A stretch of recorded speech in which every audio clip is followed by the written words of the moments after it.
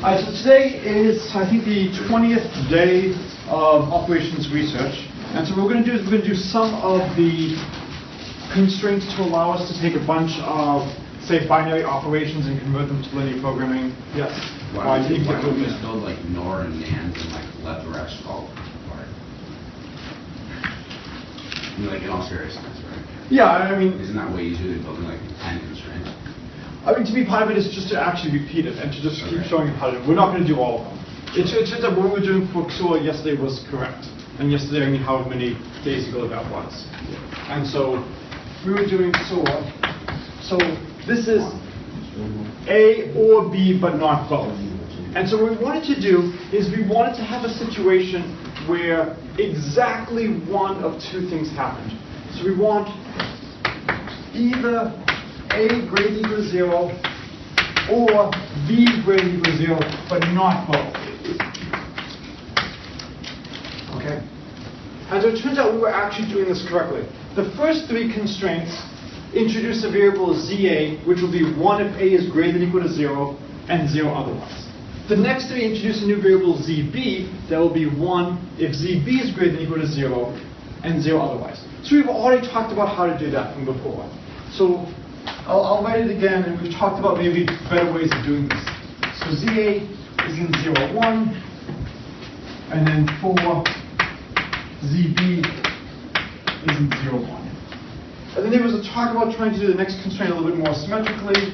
The way I have it written was A divided by N plus delta over 2N was less than equal to ZA, and 5 was B over N plus delta over 2N was less than equal to ZB, and then 3 was ZA was less than equal to 1 plus A over N, and 6 was ZB was less than equal to 1 plus B over N. Okay, and now the new constraint, the last one, is ZA plus ZB equals 1.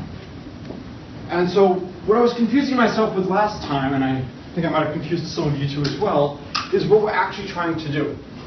We're trying to just ensure that either A is greater than 0 or B is greater than equal to 0, but not both happen.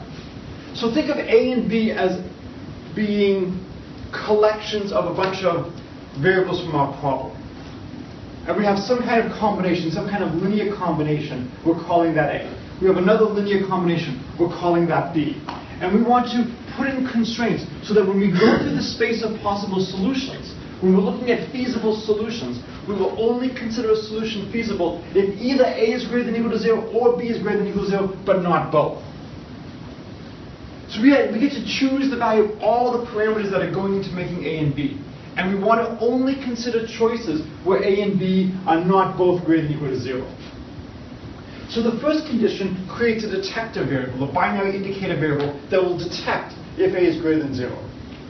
The second set of three creates another binary detector, another binary random variable that will be 1 if B is greater than equal to 0 and 0 otherwise. And now what does the last constraint do, remember here? Either ZA is 1 or ZB is 1. Right. So when we're looking at feasible solutions, if we put in these constraints, we can't have both ZA and ZB equal to 1. If we did, that would violate this constraint. So there's no need to try to do complicated things as making sure that the sum is not of these two. This forces the sum to be exactly 1, so it forces exactly 1 of ZA and ZB to 1, which means if this is going to be feasible, you can't have both A greater than equal to 0 and B greater than equal to 0. So this is how you would do the exclusive OR. I'm not going to go through this very slowly now. This is the advantage of being at the blackboard. Right? If I want to change this from the exclusive OR to the inclusive OR, I get rid of the letter X. I only need to make one change. What's the one change? Yeah. It's really nice. And that's all we need to do.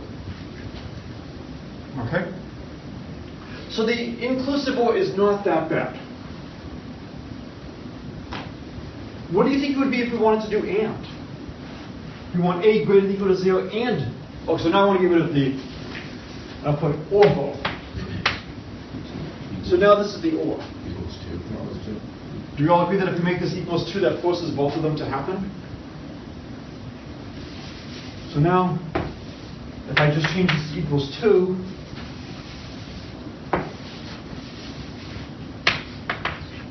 So this is the same constraint we use for the if then else. yeah, I mean, they're all extremely similar. But like this set of 3. Yes. Basically what I'm saying is like these set of 3 constraints define a variable that is true if a greater than or equal to 0. And false False, otherwise. else. Exactly. So That's really important. right. And that's why I wanted to write it as 3, 3, like this, and not all the way down to 7. So I should probably rewrite this in the book and just change the tech code so it's in 2 columns. So this is really, think of it as a black box. It creates a random variable ZA that is 1 or 0 depending on what's going on. You do not want to be coding at this level. You do not want to be manually putting in constraints like this. What you want is you want to be working in a programming environment where you can actually just use words like or, and the system will automatically add the additional random variables that you need. There are a lot of packages like that out there where you can program in a high level and it will just add the auxiliary variables you need. These are auxiliary variables. Do you really care about ZA? No. Do you care about ZB? No. We only care about the values of the true parameters that go into creating the A's and the B's. These are helper variables. What does this remind you of from Calc 3?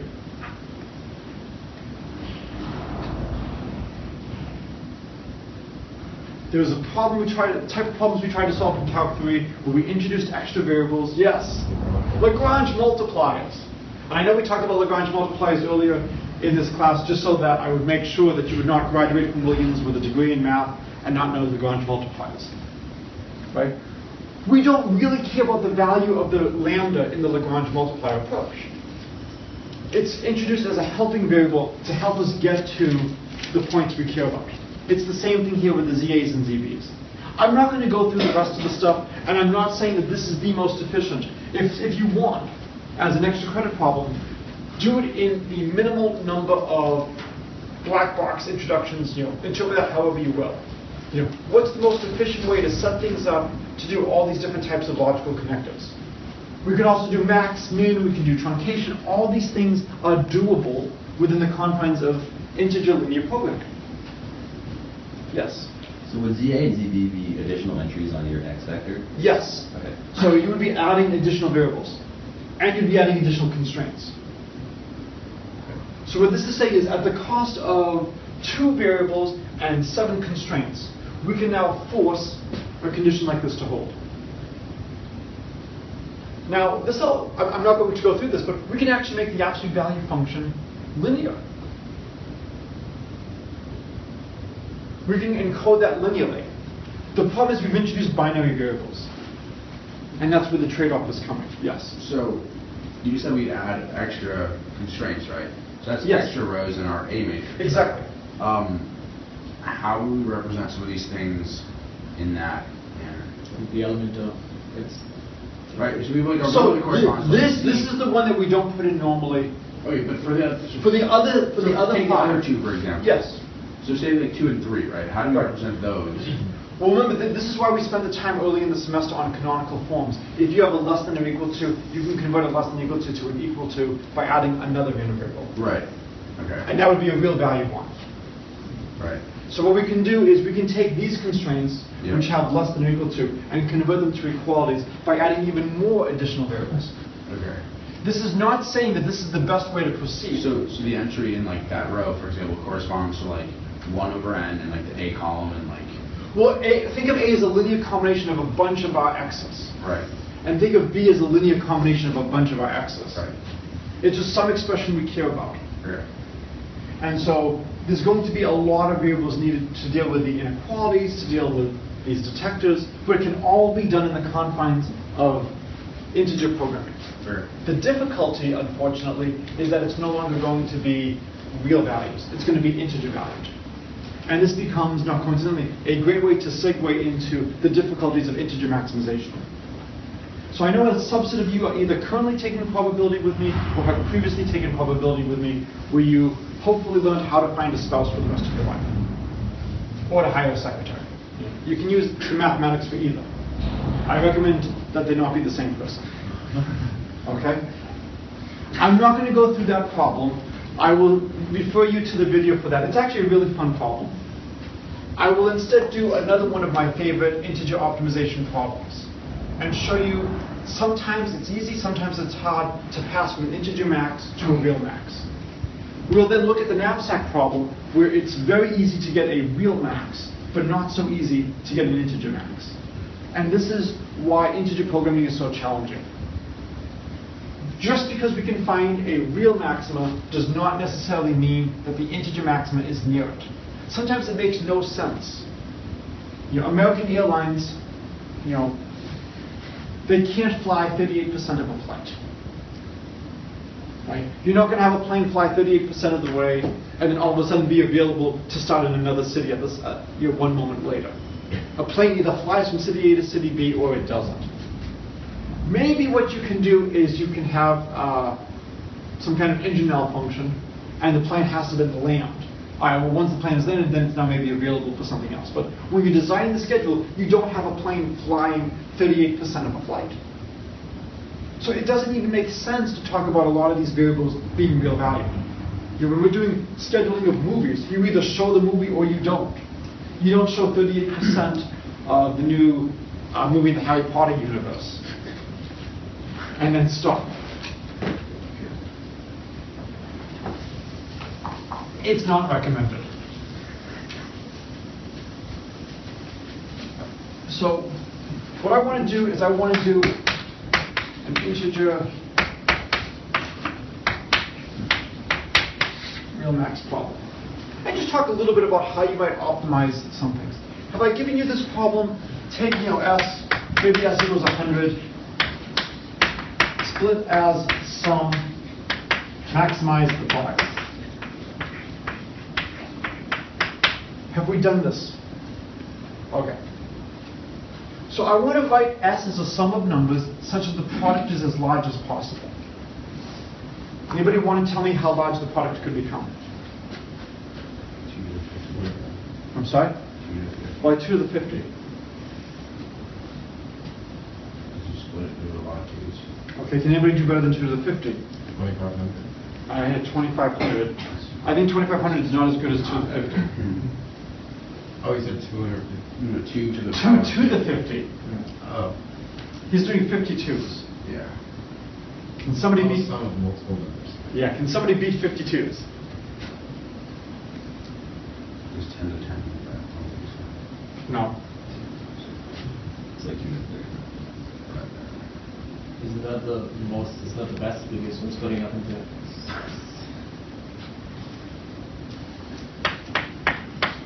Oh my god. Right? Are you kidding me? I mean, come on. I mean, I was expecting at least one smartass this morning. Right? What if I start off with two of my numbers as negative? And now I could actually do 2 to the 51. And if I want to really, beat you on this problem, I could have a lot of negatives. Right? Mm-hmm. So what constraint do you want to put in? positive numbers. Yeah, it's positive integer. So let's do positive integers. I guess wouldn't technically the greatest view of 1.0 repeating 1 times itself to base into 100? Maybe.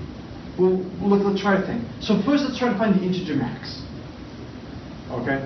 Do we ever want to have one of our summons be 1? No. Do we ever use 1 as a sum? No, because that's a waste. You could just put it in something else and increase the product. So we clearly know the first thing is each AK is greater than or equal to 2. What about an upper bound?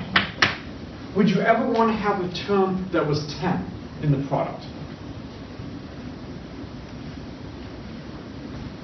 So let's say one of my terms was 10. What could I replace 10 with without changing the sum but increasing the product? I'm sorry? I could do 5 and 5. I'd rather do 8 and 2. Because if I do 8 by 2, I'm going to just always replace something with something plus 2. So if I had 10, if I replace 10 with 8 plus 2, that has a product of 16, that's better. If I have 9, I do 7 times 2. If I do, et cetera, et cetera, et cetera. If I do 5, I do 3 plus 2. What if I have 4? What do I do? You can leave it. I could leave it, but I would prefer not to. Let's constrict things as much as possible. If I have a 4, I'm indifferent between a 4 and 2 2s. So why not just replace all the 4s with 2 2s? As we know, each AK is less than or equal to 3. And so now I'm down to, do I want lots of 2s or do I want lots of 3s? What do you think? We have a 2 to the 50 on the table. Why would you want 3s over 2s? Because if we have like 6, then we have Good. So the summand of 6 is 3 plus 3, and it's also 2 plus 2 plus 2. The product of this is 8. The product of that is 9. So if you ever have 3 2s, it's better to replace it with 2 3s. And so the solution is basically all 3s and then a 2 at the end. So the solution, all 3s for the 1 or 2 2s. Okay. When you see a comparison between 2 and 3, is there any number that you think of? E. What's actually going on in this problem is E. Anybody know roughly what E is? Closer to 3 than 2. What's going on here is that the number of E is larger than 2.5. This is probably the most painful proof of the fact that E is greater than 2.5. Right. So what I want to do now is I want to show how to analyze the real case. And it's going to be a nice way to review a lot of the stuff you have either forgotten or not seen in Calc 3. All right, let's do the real case. What can you tell me about the AKs now in the real case?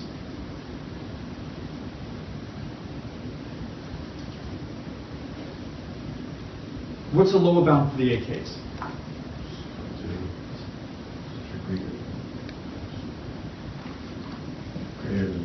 Greater than or equal to 1. It's technically strictly greater than or equal to 1. I'm going to do less than or equal to 1. Why do I want a less than or equal to rather than a less than?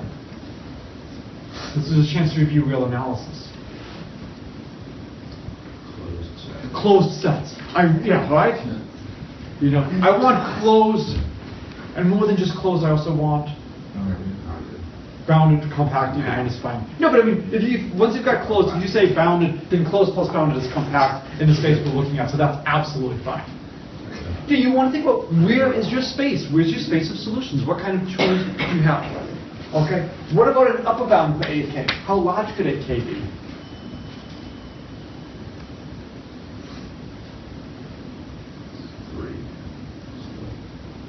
Are you going to say E? Not E. 4. 4. Because remember, when we had 4, we were indifferent to replacing with 2 plus 2. But we were working just with integers. Now we're working with real numbers. We don't know, is it better to have 3.9, I'm sorry, maybe 2.1 and 1.8, something like that, versus having 3.9. When we were doing things with integers, it was very nice. So we know that this will be at most 4. So we want to figure out what's the maximum. Now there's a big quantity that's going on here that we don't know explicitly yet. It's how many numbers are we dividing this into? So what we're going to do is assume any summands. Step 1, find best division for n, and then step 2, maximize over n. So we're going to do it as a 2-step process. So step 1, yes? Can you explain the why 1 by 4? Sure, because if we had a number that was greater than 4, we could make our product, let's say we had 4.1. I would rather have 2.1 times 2 than 4.1. So as long as my number is greater than 4, I can split it as to, x minus 2 plus 2. Once that number hits 4, I'm indifferent. Once it's below, it's not clear enough. And so we're going to do this 2 steps. We don't know initially how many summons we have, but we know it's an integer number. So what we're going to do is we're going to find the best we can do for a fixed value of n, and then find the best value of n. So if n equals 1, what's the best we can do? 100. So more generally, let's just do s. We'll do the general case. If n equals 2, what's the best we can do? Isn't it 50 squared? S over 2 squared. S over 2 times s over 2, right? Okay. So this is, so a1 equals a2 equals s halves. This is the Farmer-Brown problem from calculus. Farmer-Brown has, I should have brought move back, I should have asked my daughter for her. You have a cow, and the cow will only consider square or rectangular pens, and you have a fixed amount of fence. What's the maximum area you can enclose? Do you remember this one? And when you do it, you have x times y equals the area, and you have x plus y equals, say s. It doesn't matter if s is the area, the perimeter or the semi-perimeter. Let me see. For this one, I would want it to be the semi-perimeter. So I would want it to be that. And then given this, what's the best way to do this? So in calculus class, what you would do is you would replace y with s minus x, and you would get s. S minus x is our area function. You clearly see the critical point, and the endpoints are the only candidates. The endpoints give you 0 area, so you won't worry about that. How do we take the derivative of this function? Distribute. Yeah, you distribute, you expand it out. Don't take the derivative of the product rule. Write it as xs minus x squared is a of x. So a prime of x equals s minus 2x, and when that equals 0, that implies x equals s halves. Okay? As a nice aside, sometimes they give you the Farmer-Brown problem where you have one ball that's given to you, maybe you're building it on a beach and you have an ocean, and you want to figure out what's the best shape. Have you seen the nice way to solve this using symmetry? So imagine while Farmer Brown is building his rectangular pen, Aquaman is building something to stop his fish. And so whatever's optimal for Farmer Brown is optimal for Aquaman. And so now you're doing something with twice the length. This has to be a square, and so then this has to be a rectangle where this side is half that side. So if you just do it a nice symmetry argument, you can actually make the calculation fairly easy. So do we all agree that if we just have two things from calc, we understand that the best thing to do is to split them equally? What if we now have n objects, and we want to maximize the sum, maximize the product, given that they have a sum? How can we do this? We want to maximize a1, an, given a1 plus an equals s. So the first question is, does a maximum exist? Yes. Yes. Why? Continuous function on a closed bounded. Continuous function on a closed bounded set. Right? All the a's go between 1 and 4. So by real, continuous function on a compact set attains max. So this is theoretical math, coming to the rescue. An optimal solution exists. Now we just have to find it. So what would you suggest, what would you believe is the optimal solution? If you had to guess. S over n. S over n. Why would you guess that? The first two are like that. Yeah, the first two are like that. We've got two data points. S over 1, S over 2, that's more than enough to interpolate. Right? Sure. If you were econ, we wouldn't even need the second one. Well, that could also imply that every term is that. Yeah, so I mean, you'd have to be an intelligent economist. Can anybody think of an easy, simple way to prove that they are all equal? There's a really simple proof. There's a long proof using Lagrange multipliers. We show it only in the case when there are two of them that they're equal. How can you quickly prove that the maximum has all the components equal? There's a one-line symmetry argument. And that's why I wanted to just do the reflection with the argument to get you thinking about symmetry. It's one of our best tools. Isn't just by symmetry they all be the same? Why? Well, it can't You're correct, but I'm saying flesh it out. Well, because you could switch which element is asymmetric and then you get another maximum. Good. Imagine A1 does not equal A2. Replace with A1 plus A2 over 2. So if you had two numbers that were not equal, if you replace with their midpoint, you increase. Right? So there has to be a point that's maximized. That maximizes the product. Go to one of the points that maximizes the product. Assume not all the components are equal. Well, if not all the components are equal, if you do this, you now have a larger product, contradicting the fact that you're at the maximum. Therefore, at the maximum, all components are equal.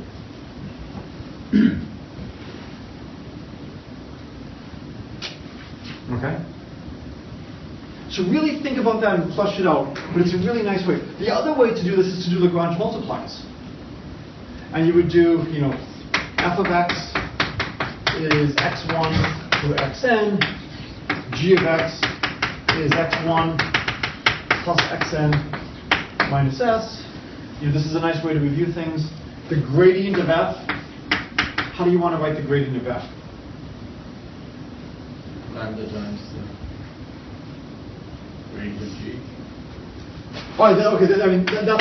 That's what Lagrange multipliers tells us to look at. And the gradient of g is very easy. It's just the vector of all ones. What's the gradient of f?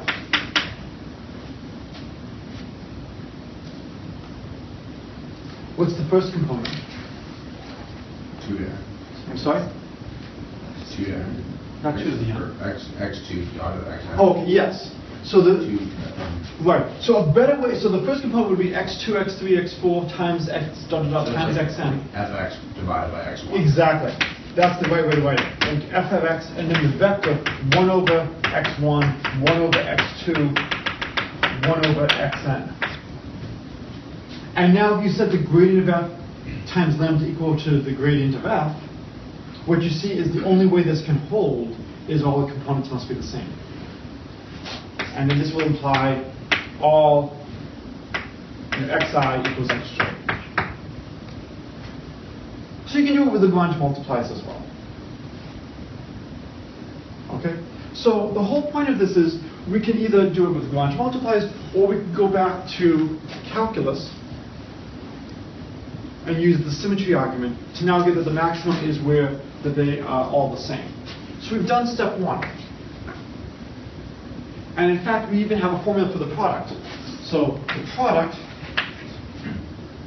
is going to be, as a function of n, f of n is s divided by n to the nth power.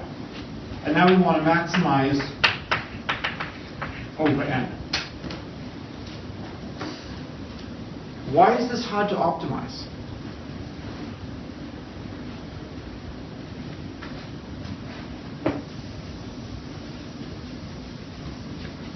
You've got an n to the negative n, which is... Okay, so one thing is we have an n to the negative n, so I can rewrite this as f of n is equal to e to the s over n times log n. And now it's a nice exponential function. Why is this hard to optimize? We can check if we're I guess first question is, are we assuming n is an integer? Yes. In that case, we have to check s different terms. Right. Why? So the problem is we have to do an integer maximization, right? N is not allowed to vary continuously. If n could vary continuously, what would we be able to use? Calculus. Calculus. How many calculus classes have you taken? Have you taken at least 3 calculus classes? It would be nice to use those. So what we say is basically, screw this. Let's look at f of x is e to the s divided by x times log of x.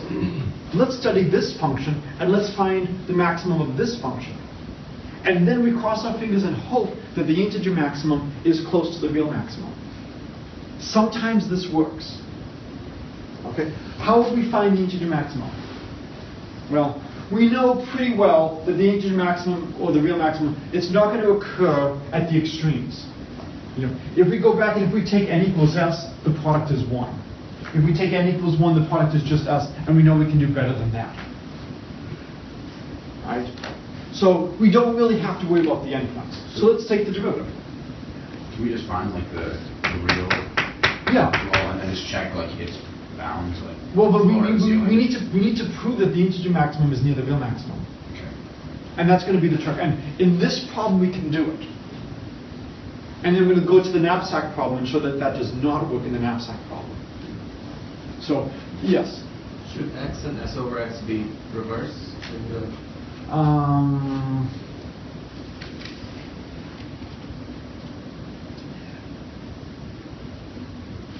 So what you wanted to have is x divided by s? No, like e to the x log s over x.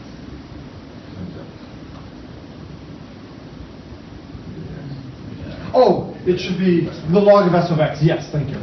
Yes. Yes. It should be n times the log, thank you, of s divided by n. Thank you. And then it should be x log of s over x. Yes. Thank you. All right, so now we want to take the derivative. The nice thing is when you take the derivative of an exponential, the exponential is never 0. So I'm going to write f prime of x is just f of x, and now I take the derivative of the inside piece.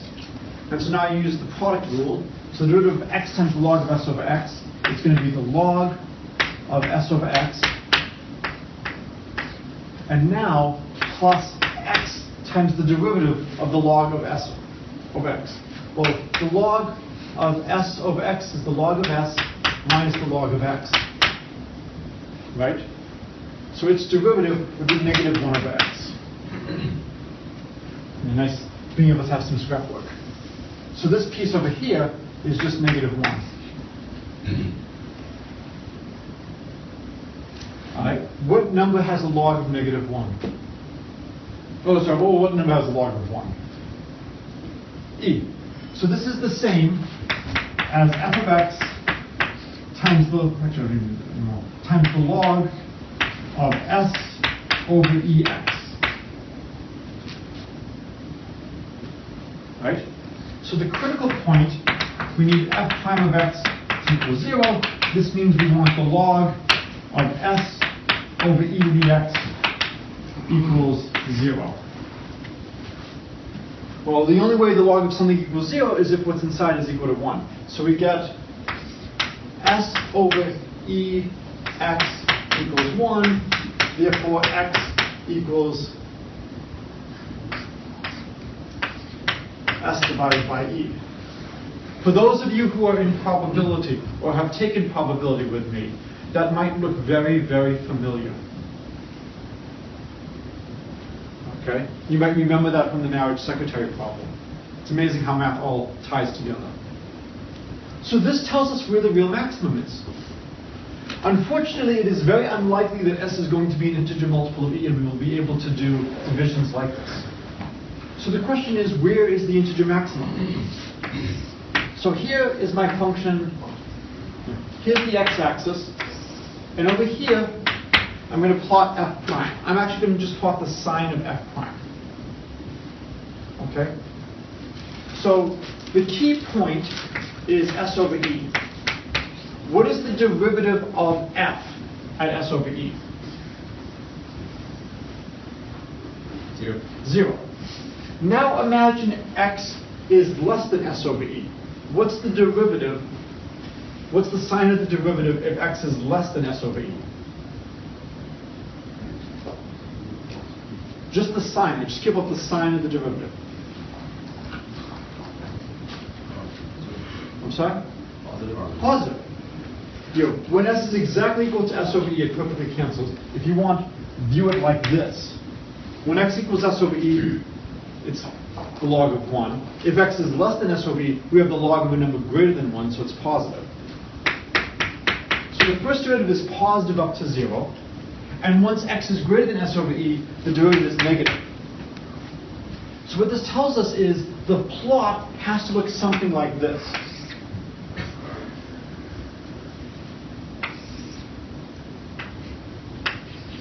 And so the maximum is at s over e, and then the integer maximum is either going to be the integer immediately to the left or the integer immediately to the right, because the function goes up and then comes down. We are very lucky to be in this setting. Most of the time we will not be lucky enough to pass from a real max to an integer max. Okay? Because it's going to be so hard to find integer maxima for the problems we care about, I thought it was worthwhile to spend some time looking at a case where we can actually do things and see some techniques. And so this goes back to curve sketching. How many of you have done curve sketching by looking at f prime? The fact that it's at least that it's multiple people, I'll consider that good. There's always discussions as to what should still be taught in Calc 1, in the era of the modern computer. It's really nice to be able to glance at a complicated function and get some rough idea of its behavior. For those of you who are having job interviews with firms and they give you quant questions, you often want to be able to do something like this. Get a rough flavor for the problem. Okay, so I will give you some additional reading about this problem. For those of you who work in computer science, what base do we like to use? 2. This problem actually shows you that for some things, for disk storage, base 3 is actually better than base 2. And I will give you something to read. Because we actually like to do things with our data, we don't want to work in base 3. But if all you care about is efficiently storing data, base 3 is actually better. So can't you give it some mapping function to transit? So you could potentially system library. You could potentially do that. Performance there? Yes. But then the question becomes, how much of a pain is it to be going back and forth between the two? It shouldn't be a pain at all if you write the functions once, right? I think it should be. Give like an arbitration library between assembly and Right. whatever, or between C and assembly. You just write it once and you're done. Right, but then you've got to constantly remember that you're transferring maybe information from base 3 to base 2. Why? If you're accessing at base 2 and your library is correct, then should it not matter? I don't know, just there are some things where you want to actually have things written in base 2 to do the operations. If you're doing repeated multiplication, it's nice for things to be written in base 2. In base 2. No, Not base we are 3. only ever handling the numbers in base 2 is what I'm saying, right? No, you might want to be switching to base. We can talk about this later, in terms of whether or not it's useful. I would definitely like to know if you can do some nice kind of interplay between the two. And maybe the reason we don't do this is just convenience. Yes. Okay. So let's switch to the knapsack problem. So I'm going to just use the same numbers. We have a knapsack can hold at most 100 kilograms. And we have 3 items. Item 1, it weighs 51 kilograms. And its value is $150 per unit. Item 2 is, I think, 50 kilograms. And the value is $100 per unit. And item 3 sucks. It is, weighs, I think, 50 kilograms. And the value is $99 per unit.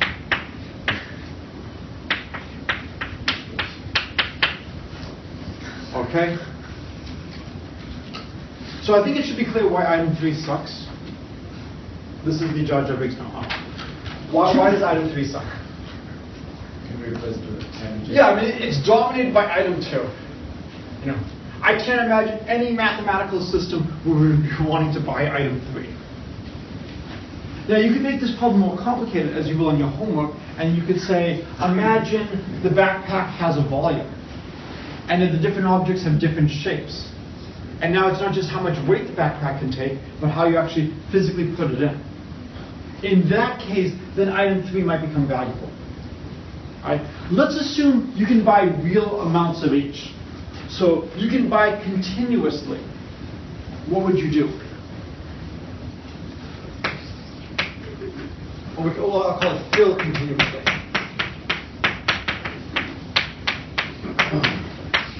So if you want to fill continuously, what would you do? Tell me how you'd fill your backpack. Yes? You use all item. You'd use all item 1, right? So it's the all item 1 backpack. And then I wrote down what the numbers were. You would get x1 is 100 over 51, and the value of the backpack is approximately $294.12.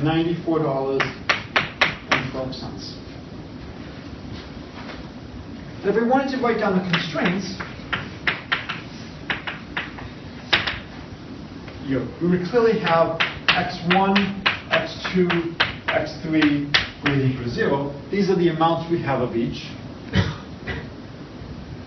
And then the weight can't exceed 100, so it would be 51x plus 50x2, x1 plus x2 plus 50x3 is less than or equal to 100.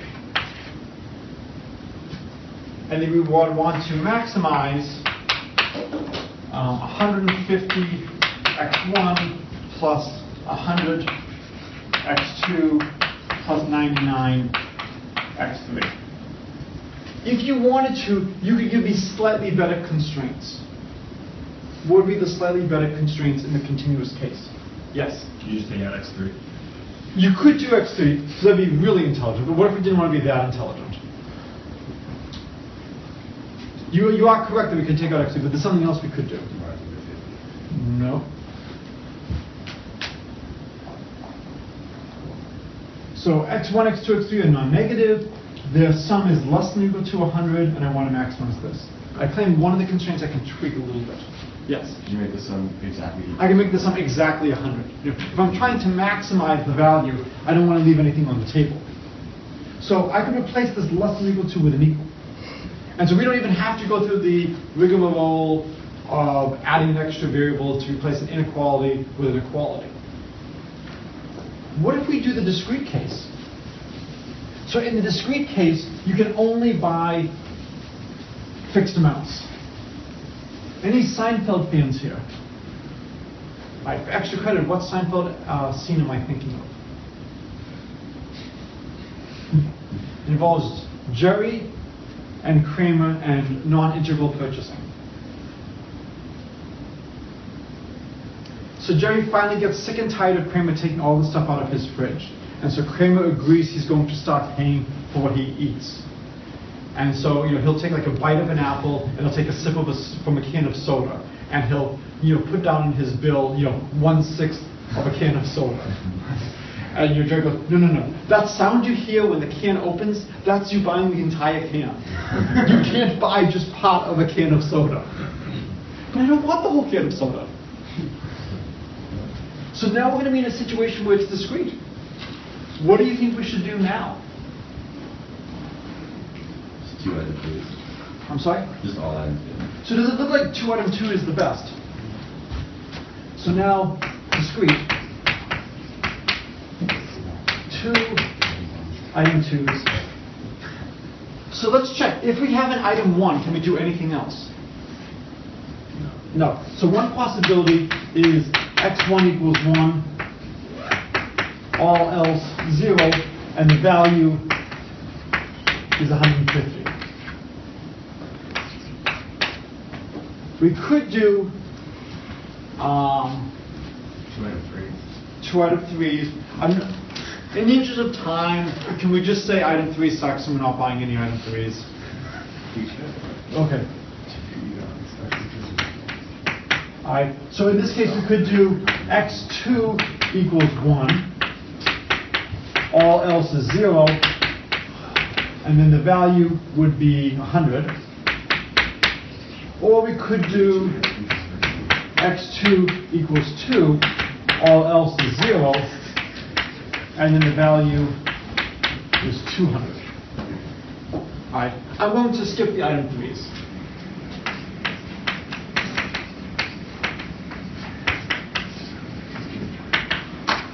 So I'm a huge fan of extreme cases. This one problem shows you how difficult integer optimization is. Look at the real optimal. The real optimal is x1 is approximately 2 and everything else is 0.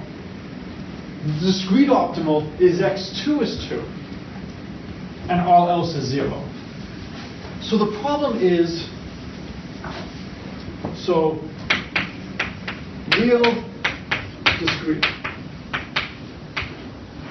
It's approximately 2, 0, 0, and approximately $294. Whereas in here, it is 0, 2, 0, and it's $200. So the real optimal and the discrete optimal are nowhere near each other. So you can't say, let's just consider the real analog, optimize the real analog, and then just tweak a little bit. So we need completely different techniques. Okay? This is the first course on the subject. There's a lot of stuff I want to get to. I don't want to go into the deep theory behind optimal integer programming. There are tools out there that will handle stuff like this. I want you to just be aware that they exist, and just be aware of how to set up problems and then black box it. If you really love this stuff, take further courses. But be aware that it is extremely hard in general to deal with integer optimization. Yes? Question about the continuous case. Yes. So doesn't the item that we use to fill the entire bag also depend on the weight? So I guess we had nice numbers there in terms of 51 and 50. Right. But if we had something like 75 and 50, then it would be the same thing. Are we talking about the continuous case? The continuous case. Well, in the continuous case, you will always use all item 1. But if It doesn't matter what the weight is, because item 1 gives you the best value per unit. But if the weight was something like 75, then we'd be indifferent between item 1 and item 2. If the weight was 75? Yeah. Is it? It's Weight of that item, not the backpack. weight of the units. Is it 100? Oh, you say if we change the weights of these, not the weight of the knapsack. Not the Right. I mean, what really matters is the value per unit. And then take this and divide by 51. I agree. right, because 1 unit here is weighing 51 kilograms. Yeah. So this is giving you $150 per 51 kilograms. This is giving you $100 per 50 kilograms. So this is basically giving you $2 per kilogram, and this is giving you almost $3 per kilogram. So the metric to look at is... The metric to look at is dollars per kilogram.